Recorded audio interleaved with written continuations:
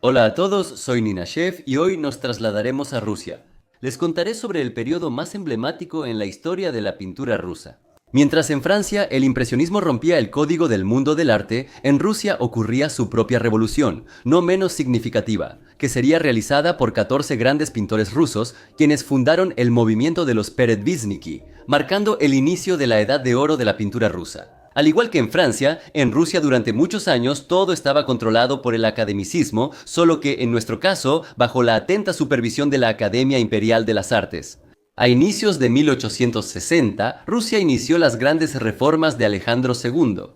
Este hombre increíble cambió por completo el rostro de Rusia, llevando a cabo reformas sumamente dolorosas, pero que ya eran muy necesarias desde hacía tiempo. En un país donde hasta ese momento todavía existía la esclavitud llamada servidumbre, él abolió la servidumbre. En 1861 realizó la reforma Zemstvo y empezó a modernizar todas las áreas del Estado, incluida la Academia Imperial de las Artes en San Petersburgo. Para entonces, en el ámbito artístico ruso, existía una situación igual a la de Francia. Los jóvenes y talentosos artistas anhelaban la libertad, la cual era estrictamente restringida por la Academia. El clasicismo y el academicismo dominaban en Rusia. Y eso significaba que solo se consideraba arte verdadero la representación de algo elevado, escenas de batallas, temas míticos o religiosos. La representación de la vida real o el realismo en las pinturas se consideraba indigna, común y demasiado mundana. ¿Para qué perder el tiempo en algo que todos vemos todos los días? La grave pobreza y atraso de los campesinos provocó en la intelectualidad rusa el movimiento llamado Narodnichestvo. La idea de este movimiento era que la cultura rusa dependía demasiado de Occidente, prácticamente la copiaba, al igual que la intelectualidad. Para recordar sus raíces y hallar su identidad, debía acercarse al pueblo, comprender su sufrimiento y enriquecerse culturalmente al interactuar con él. El pueblo, los obreros y los campesinos, como la fuerza más grande, de base, pero impulsora de Rusia, dejaron de ser vistos como algo indigno y pasaron a considerarse parte de la cultura y la fuerza del pueblo ruso como fuente de identidad cultural, Academia de las Artes. No quería ni oír hablar de populismo, insistiendo en imágenes y escenas ya pintadas miles de veces por muchos artistas. Cada año, la Academia organizaba un concurso entre los graduados por la Gran Medalla de Oro, donde debían pintar un cuadro sobre un tema asignado. Solo los alumnos más talentosos con la Medalla de Oro menor podían participar en el concurso. El éxito en el dibujo, ganar el concurso y recibir la Medalla de Oro otorgaban un gran premio. Una pasantía completa de 3 años en Italia. Práctica en el extranjero financiada por el gobierno, con un pago anual de 1.500 rublos. En comparación, los otros alumnos obtenían el 10º rango y entraban al servicio con un salario anual de 135 rublos. En otras palabras, ganar el concurso ofrecía oportunidades invaluables para cualquier artista joven y ambicioso. Por eso es aún más interesante para nosotros la verdadera rebelión que ocurrió durante el concurso. En 1863, exactamente en el mismo año en que los futuros impresionistas se conocieron en Francia, y Edouard Manet presentó en el Salón de París su escandalosa pintura Almuerzo sobre la hierba. Hablo de esto en el video sobre Edouard Manet y el impresionismo, no dejen de verlo. Ese año, la Academia Imperial de las Artes celebraba el centenario de su fundación, y al concurso fueron admitidos 14 académicos. Se les propuso pintar un cuadro llamado El banquete de Volgái, otro tema escandinavo. Se suponía que serían aislados durante 24 horas para realizar un boceto, que luego sería aprobado o no para el trabajo final. Sin embargo, los jóvenes medallistas, que absorbieron las ideas del populismo como una esponja, pidieron permiso para elegir un tema libre y pintar sobre la vida real. Recibieron una negativa indignada de los académicos y los 14 retiraron su participación del concurso, rebelándose contra siglos de reglas de la Academia. Y así, los jóvenes artistas arruinaron el concurso de la manera más escandalosa, y esta indignante escapada fue llamada la Rebelión de los 14. Sin embargo, después de retirarse del concurso, los artistas también recibieron la orden de desocupar sus lugares en el dormitorio de la Academia, que al mismo tiempo les proporcionaba talleres. Al quedarse casi en la calle, decidieron enfrentar juntos las dificultades y rentar un cuarto en una vecindad. Ese año salió precisamente el popular libro de Chernyshevsky, ¿Qué hacer?, en el que se describía la vida cotidiana y la organización de una cooperativa de costura. A los jóvenes rebeldes, inspirados por el libro, se les ocurre organizar la primera cooperativa de artistas en la historia de Rusia. Ellos crean el estatuto de la cooperativa, que exige aportar el 10% de las ventas al fondo común. Pero lo principal es no tener ninguna relación con la odiada academia. Iván Nikolayevich Kramskoy es elegido líder de la cooperativa, siendo el principal ideólogo de la cooperación artística y defensor de la independencia de la academia. Al principio fue difícil, pero con el tiempo los artistas talentosos reciben más encargos y la cooperativa se vuelve un buen negocio. Se mudan al centro de Moscú y compran una cámara fotográfica, lo que les permite retratar a la familia imperial. Estos retratos, muy demandados, se vuelven una buena fuente de ingresos. En 5 años, el capital de la cooperativa llegó a 10.000 rublos, logrando el primer éxito financiero independiente en el arte en Rusia. Antes de eso, los artistas ni siquiera podían imaginar tomar alguna acción sin pasar por la Academia de Artes, pero lo difícil es solo el principio. La organización tropieza por una simple avaricia.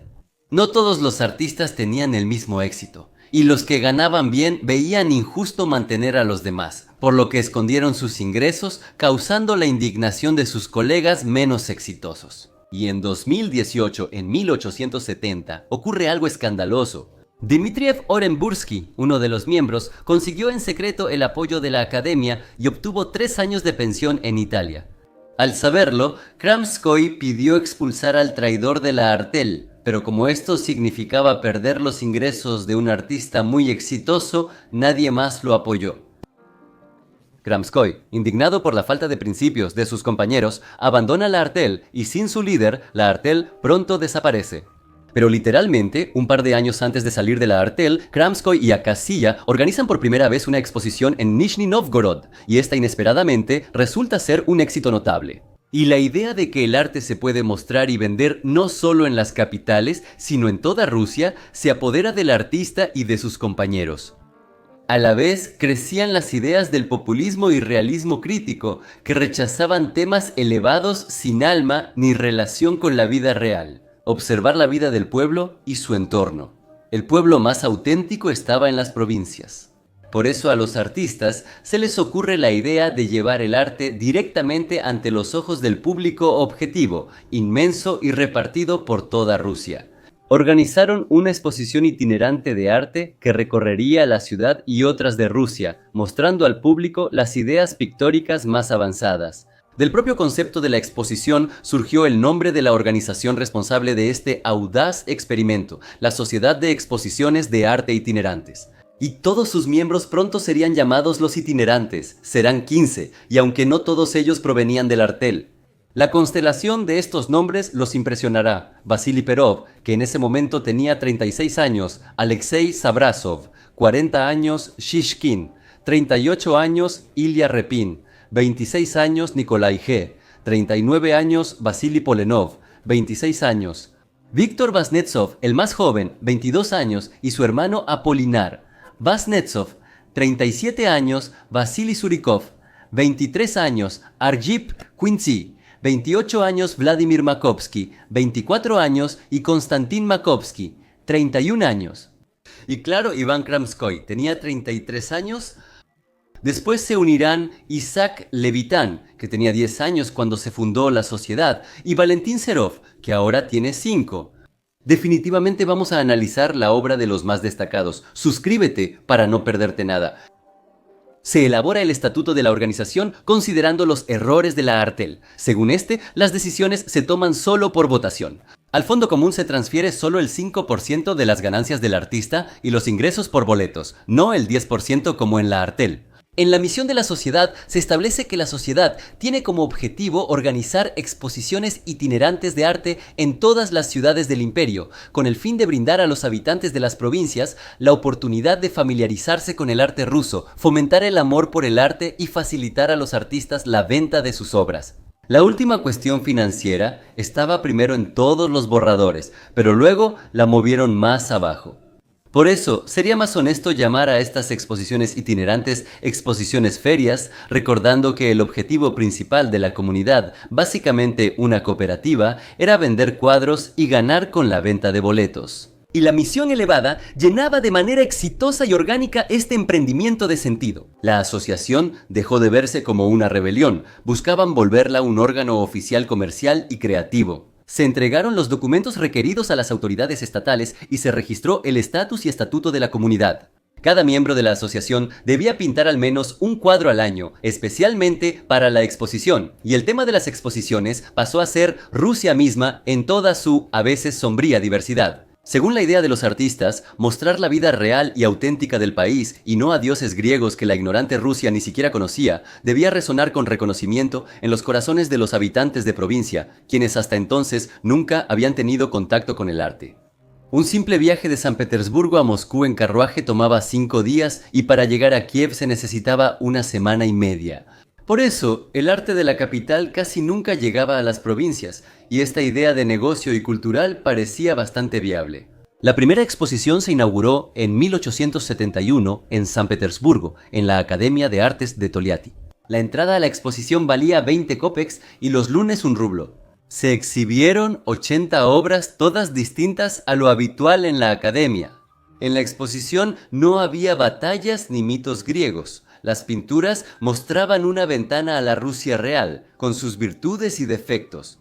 Los espectadores y críticos, sorprendidos, nunca habían visto algo así y quedaron fascinados por la novedad y sinceridad de las pinturas. Al principio creí que era una exposición de la academia. Todos los periódicos publicaron elogios y la gente de San Petersburgo acudió en masa a ver la novedad. El cuadro Las cornejas han llegado de Sabrasov, que ustedes conocen, tuvo un éxito especial en ella y fue mostrado por primera vez entonces. Antes de iniciar la exposición, un solo mecenas compró 46 obras, la mitad de la muestra. Pero de eso hablaremos un poco más adelante. La primera exposición aportó al fondo social 4.000 rublos, solo el 5% de ventas y entradas. Para comparar, los ingresos totales de las exposiciones de la academia apenas llegaban a 5.000 rublos, y los propios artistas no recibían nada, todo iba al tesoro imperial. La startup fue exitosa, la exposición se realizó 3 veces más en el edificio de la academia. Pronto los académicos, al ver amenazadas sus exposiciones por la competencia y la caída de visitantes, optaron por alejarse de los itinerantes y prohibieron sus exposiciones en el edificio, pensando que eso haría reflexionar al público, pero ya era tarde. En 4 años, los itinerantes se hicieron famosos en todo el país y la exposición fue a Moscú, luego a Kiev y Kharkov, donde no tenían competencia.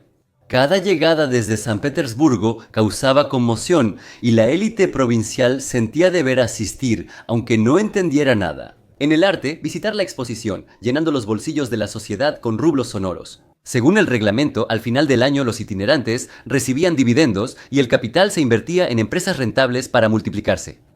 La sociedad se convirtió no solo en una comunidad, sino también en una empresa comercial sumamente exitosa, la primera independiente de la academia y al mismo tiempo financieramente exitosa en la historia de Rusia. Y esto era muy importante porque permitió a los itinerantes no preocuparse por el aspecto financiero del asunto, no pensar si comprarían la pintura por un enfoque infantil o trama dudosa, sino pintar como el alma lo pedía. Mientras en Francia los impresionistas esperaron 30 años para tener éxito financiero, los itinerantes lograron libertad financiera casi de inmediato. Esto influyó mucho en la valentía y el tamaño de los lienzos, que hoy forman el fondo de oro de la pintura rusa. Aquí hay que destacar que en esos años, en Rusia, al igual que en Europa, la revolución industrial estaba en pleno auge y todo el país se llenaba de nuevas tecnologías, fábricas, manufacturas y, lo más importante, ferrocarriles. Además de la aparición de una clase increíblemente rica de comerciantes e industriales, muchos de los cuales serían mecenas y la razón del éxito financiero de los artistas. La revolución industrial y los ferrocarriles hicieron posible por primera vez transportar cuadros de forma segura en trenes, en vez de arrastrar los frágiles marcos por el lodo en carretas. En las provincias, los comerciantes y nobles locales compraban cuadros de la misma capital como pan caliente. Para decepción de los provincianos, las pinturas más talentosas llegaban a la provincia ya vendidas. Antes de que iniciaran las ventas, Pavel Mikhailovich Tretiakov, magnate ruso y coleccionista de arte, solía comprar las pinturas. Tenía vínculos cercanos con la sociedad y el derecho de revisar primero cada nueva colección. Frecuentemente lo criticaban por adquirir obras maestras del arte ruso a bajo precio, lo cual en parte era cierto. Las pinturas costaban en promedio 500 rublos. Gracias al volumen, se volvió el mayor y más importante patrocinador de los Peredvishniki. Cuando se creó la Sociedad de los Peredvishniki, él ya tenía 38 años y había heredado y desarrollado exitosamente el negocio de textiles e hilado. Ya llevaba 20 años comprando obras de arte y desde la creación de la sociedad, su colección empezó a crecer increíblemente rápido. Adquiría entre 40 y 50 cuadros al año y en 1874, en pleno centro de Moscú, construyó una galería para su creciente colección, la cual abriría al público en 1881.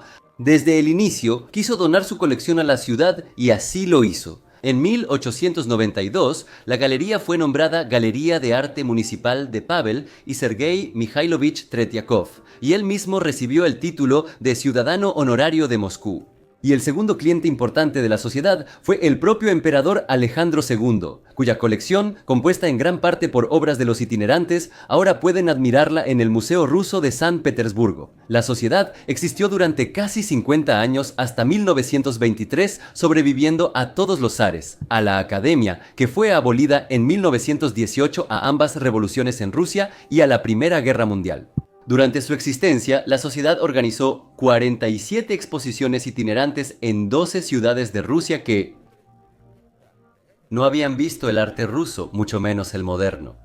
Al mismo tiempo, exposiciones con cuadros no vendidos de años pasados recorrían ciudades pequeñas y, desde el siglo XX, llegaban hasta las aldeas más remotas. Algunas de estas obras maestras, seguramente conocidas por ustedes, se exhibieron por primera vez en exposiciones de los itinerantes. Definitivamente les contaré más detalles sobre muchas de ellas, no olviden suscribirse. La Sociedad de los Itinerantes impulsó el libre pensamiento en la pintura religiosa y sentó las bases de asociaciones independientes, haciendo que el arte ruso sea uno de los más prósperos de Europa. El Círculo de Abramsov, Rosa Azul, J de Diamantes, Supremus, Unobis, entre otros. La sociedad realizó exactamente la misma revolución que los impresionistas en Francia. Derrocó la hegemonía total del academicismo y abrió oportunidades, sobre todo financieras, para aquellos que anhelaban experimentar. Motivados como los impresionistas, tomaron otro rumbo y se enfocaron en los significados, no en la técnica. Aunque luego adoptaron ideas impresionistas, la pintura rusa mantuvo su originalidad y se volvió un sello de calidad, dando lugar a grandes artistas. Korovin, Goncharova, Serebriakova, Kandinsky y Malevich. Y de todos ellos hablaremos muy pronto contigo. Suscríbete para no perderte nada. Adiós a todos.